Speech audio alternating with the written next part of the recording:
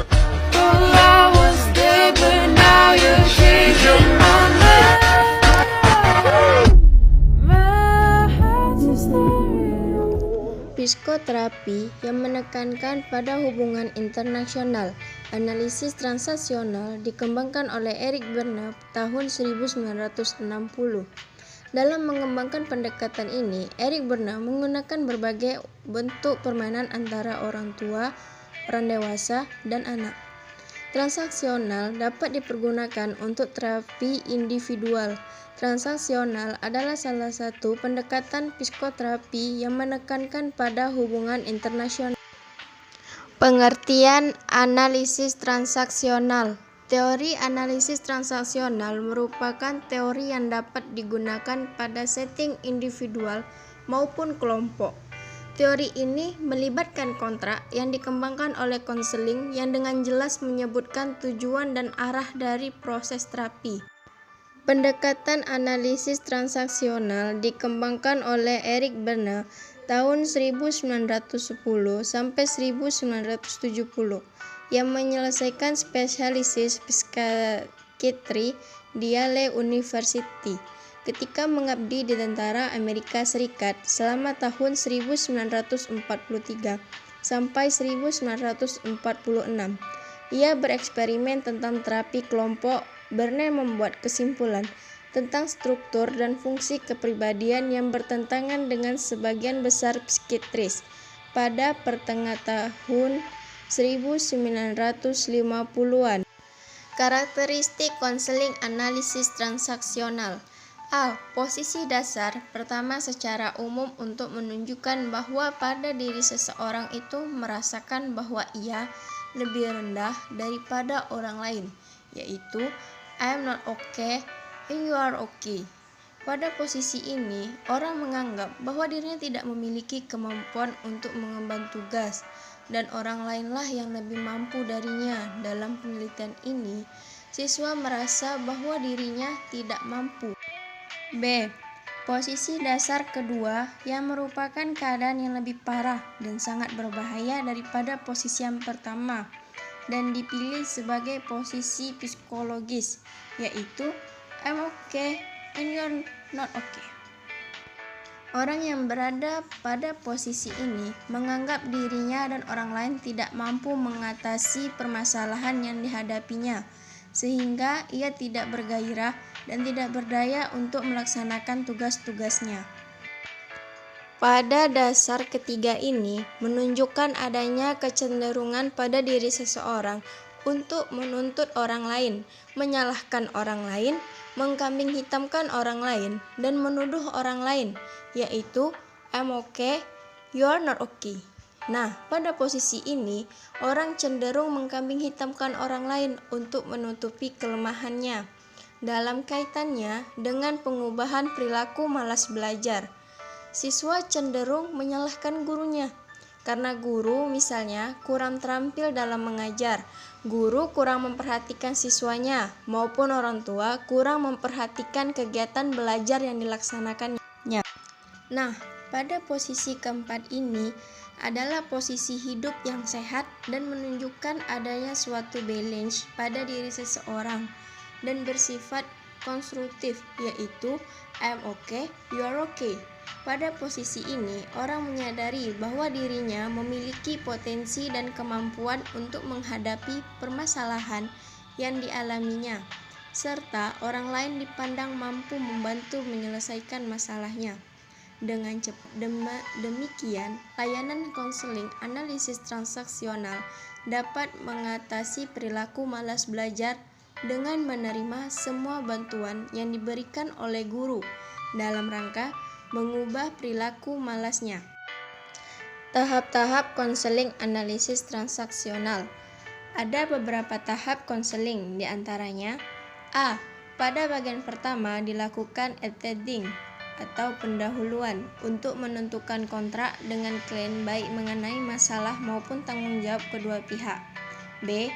Pada bagian kedua, baru mengajarkan klien tentang ego stage-nya dengan diskusi bersama klien. C.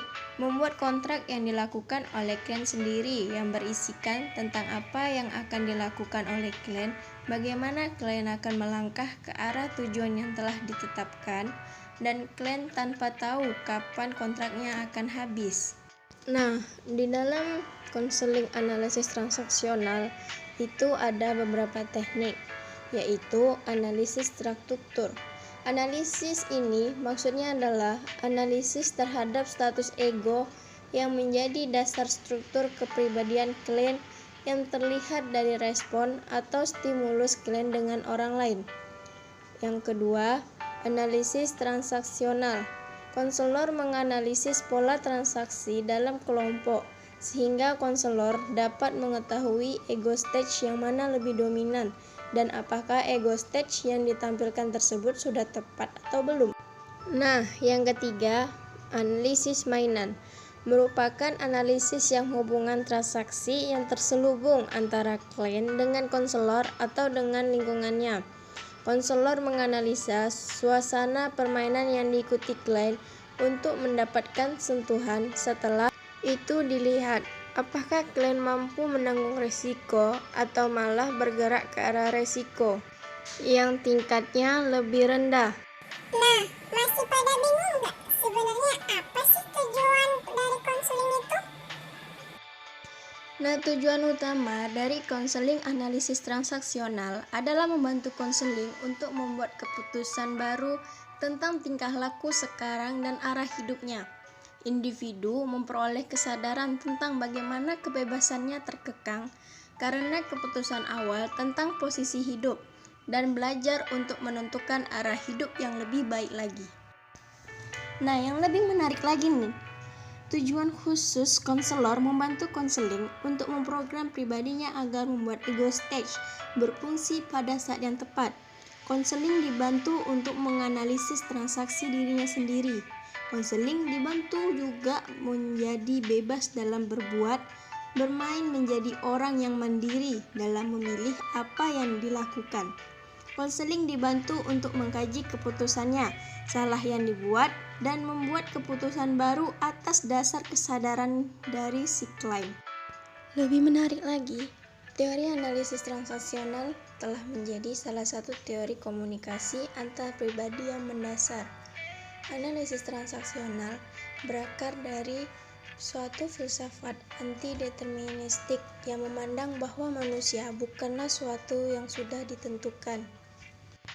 Nah, yang lebih menarik lagi, teori analisis transaksional merupakan karya besar Eric Berne pada tahun 1964 yang ditulisnya dalam buku Games People Play. Berne adalah seorang ahli ilmu jiwa terkenal dari kelompok humanisme. Nah, sangat menarik bukan? Wah, menarik bukan pembahasan tentang kali ini? Dan ternyata ya, analisis transaksional juga dapat dipergunakan terapi individual, terutama pendekatan kelompok. Nah, pendekatan ini menekankan pada aspek perjanjian dan keputusan. Jadi, teman-teman yang ingin melakukan analisis transaksional bisa individual juga ya. Nah, terlebih lagi nih, melalui perjanjian itu tuh, tujuan dan arah proses terapi ini dikembangkan sendiri oleh klien. Ya, jadi semuanya tergantung sama klien. Dalam proses terapi ini juga menekankan pentingnya keputusan yang diambil oleh klien. Jadi klien berperan paling penting juga ya, karena nggak mungkin ada konselor, nggak mungkin nggak ada klien ya kan. Proses ini juga mengutamakan klien untuk membuat keputusan sendiri dan keputusan baru. Gunanya untuk hidupnya sendiri, untuk kemajuan masa depan dia juga mungkin gitu. Nah, sekarang kita bahas tentang kelebihan terapi analisis transaksional yuk. Mari kita intip. 1. Punya pandangan optimis dan realistis terhadap atau tentang manusia. Yang kedua, penekanan waktu di sini dan sekarang. Here and now. Nah, yang ketiga, itu mudah diobservasi. Yang paling pentingnya dari kelebihannya, dia meningkatkan keterampilan berkomunikasi